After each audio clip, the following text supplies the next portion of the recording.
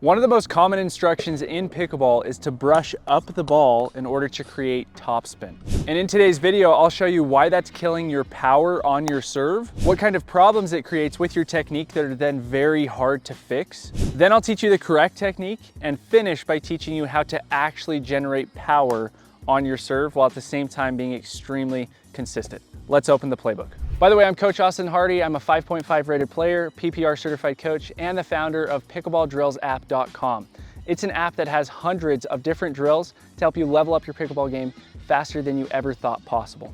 A lot of players don't know what drills to do to level up their pickleball game, and this app is going to give you the exact structure and strategy to get you unstuck from whatever your level is right now and get you improving again. So if you want to check that out, go to pickleballdrailsapp.com. Let's hop into the video.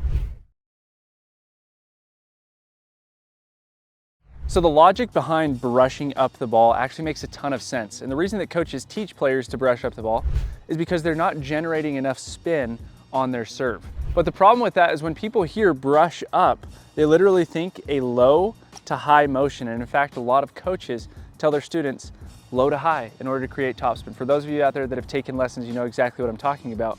They say low to high. So when you hear that, you think that straight line up. And not only is this inaccurate and very hard to time, but it's also killing your power. It also makes players extremely stiff on their serve because the ball isn't going anywhere. And so they have to really will some power onto it since they're going straight up low to high, trying to generate all that spin. The last problem that it creates is it makes players start with their paddle down here and then finish up. When in reality with the serve, we actually want to start up here and then come down the ramp to build up that momentum into our serve.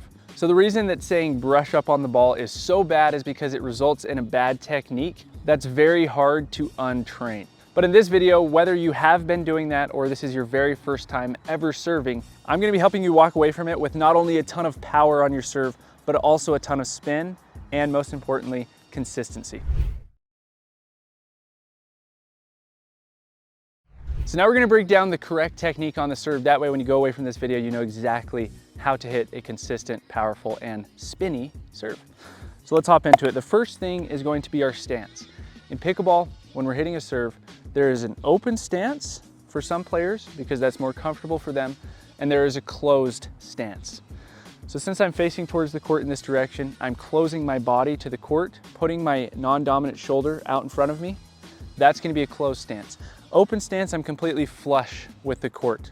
My body is completely even or equal with the net. Hey, I wanted to show you my Averon rower. This is something that I do to cross train for pickleball. I've always hated cross training because it's extremely boring and it burns. But what makes this different is the fact that it is gamified. So on the screen, we have various different options. We can watch a show, we can play games, or we can take various coaching classes.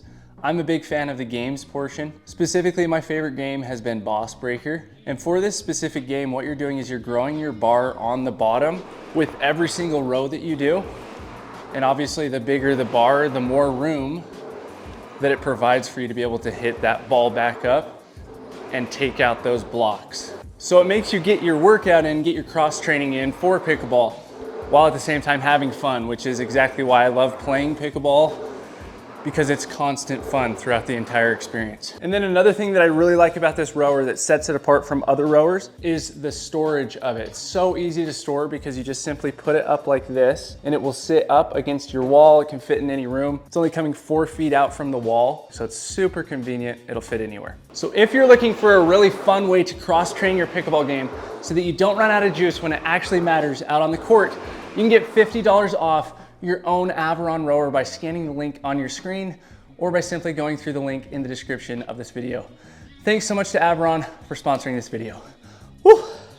And so whether one is better than the other in order to create power, the jury's still out on that, but we have players that hit extremely fast serves like James Ignatowicz, Ben Johns, Christian Alshon that use a closed stance, and other players that hit a really fast serve with an open stance like Tyson McGuffin and Jack Sock. Now, like I said, I think that you can create just the same amount of power with a closed stance in comparison to an open stance. All that it has to do with is our hip rotation and our leg movement.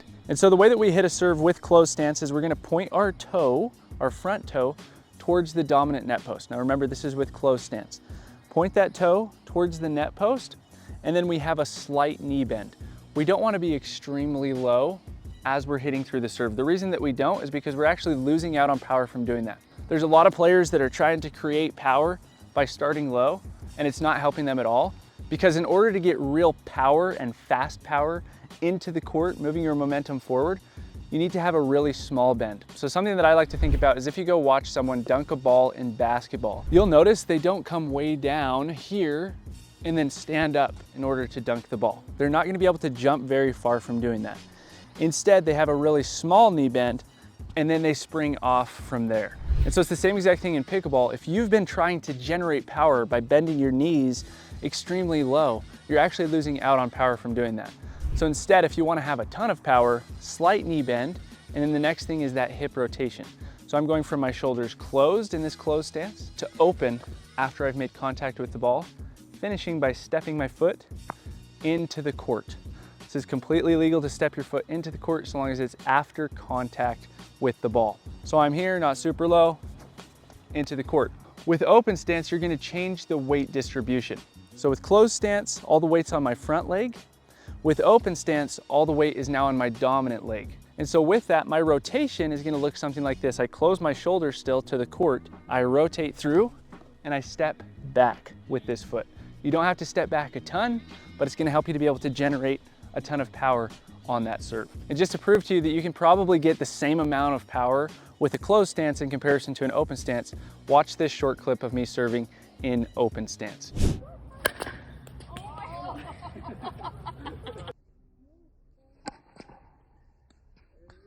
So there are a lot of players on the side of you have to have a closed stance to hit with power. So that's the stance. Figure out what stance is most comfortable for you, which stance you feel like you can create the most power with, and stick with that one. The next thing is our toss. So we're tossing the ball or dropping the ball out in front of us and also to the side. So if I'm facing towards the court, if the court was in this exact direction, it's not only going to be out in front of me, because if it's just out in front of me, now I'm really tight in here. I'm not able to fully extend my arm through the motion and create the optimal amount of power. Instead, I'm stuck in here. And so it's out in front of me, and then it's also fully out to the side. So I'm keeping it out in front and to the side, as if there was an arrow from my knee all the way to the ball. That's that perfect strike zone where I'm fully extended, hitting through the ball. The next thing is our motion. So when I think about the motion of a serve, I actually like to think about a Nike swoosh. So I'm starting up with my paddle, coming down, out, and up. And so if you can picture that Nike swoosh, that's all that we're drawing with the serve. Remember, we're staying extremely loose. It's not a firm motion. So it starts with tip up, and then I point my tip behind me of my paddle. And in this position, I'm acting like I'm petting a medium-sized dog. So there's a medium-sized dog here. His name is Kevin. We're giving him a nice little pet. And then from there, I'm pulling outwards and upwards. I shoot off the ramp, and this upwards motion is what creates all of the topspin. Here, upwards, topspin. And what I'm doing with this upwards motion is a windshield wiper. So I'm coming low to high up the ball. Just simply windshield wiping up the ball. That's what's gonna generate all of the spin as I go out towards my target. And then the last thing is to uncoil. So I'm coiled, completely coiled in this position, or completely coiled in this position, depending on my stance. And I am uncoiling as I go into the court. And what you can actually do here is after you make contact with the ball, you can do a little jump. So I want you to think back to my basketball analogy. In order to get a big amount of power generated through our legs and released through our hands, we actually want to have a little jump into the court after contact. So let me show you what that looks like. I am uncoiling after I make contact with the ball, and I'm actually jumping into the court. Players like James Ignatowicz are really good examples of this. A lot of people think that he has an illegal serve, but if you slow down the footage, he jumps after contact. This jump through his legs is helping that kinetic chain to bring all of the power from his legs and release it through his arm and hand. And this is something that you don't have to focus on. You actually should naturally do this. Some players struggle with it, is your tossing arm. So your non-dominant arm. After you let go of the ball, it should come in to your side. So I let go and it comes in as I swing forward. So we're actually just bringing it in, giving ourselves almost a hug, like we're trying to hug our own arm in this position. The reason that we want to do this is because it's going to help us to uncoil by bringing that arm in. The arm is straight, we're completely coiled, we're wound up, we're ready to release. If the arm is bent, we're completely uncoiled. That's gonna help you get a ton of power on your serve as well as create a ton of spin because of that uncoil as you make contact with the ball, moving your momentum forward into the court.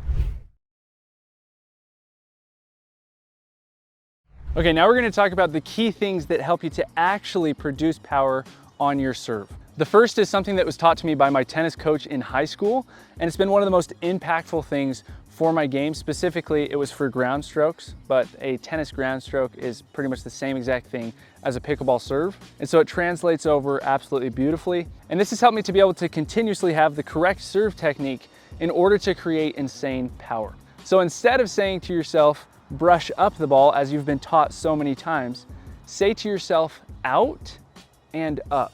Because the motion is out and up. It's not low to high. It's not brushing up. It's brushing out and up. So if we think about the entire motion, it is up, back, down, out, up. And so think to yourself, that Nike swoosh isn't like this, it's like this. You're gonna get power as you go outwards towards the ball and then finish with that upwards motion to create the topspin.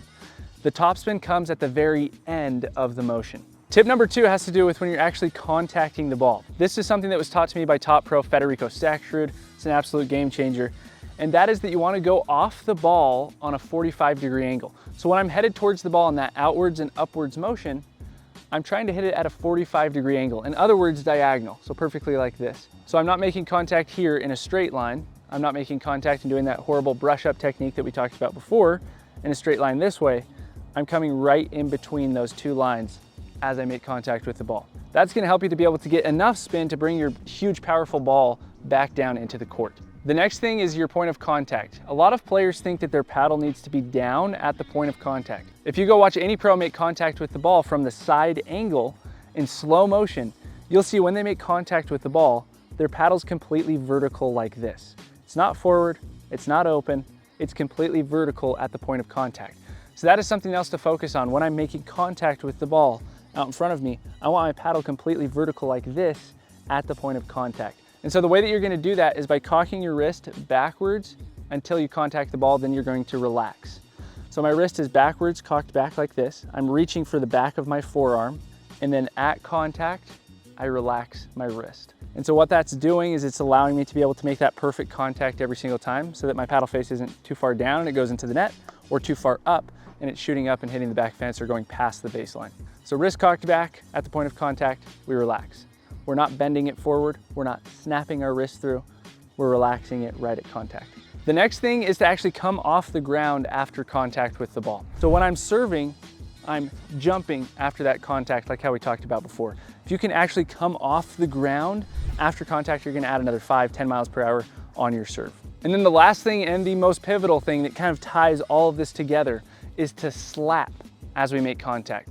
So if you ever think about if you were to slap someone straight across the face, if you were to do that, you would be extremely relaxed throughout the entire motion. So watch my hand. If I were to do this in slow-mo, it's extremely relaxed throughout the whole motion.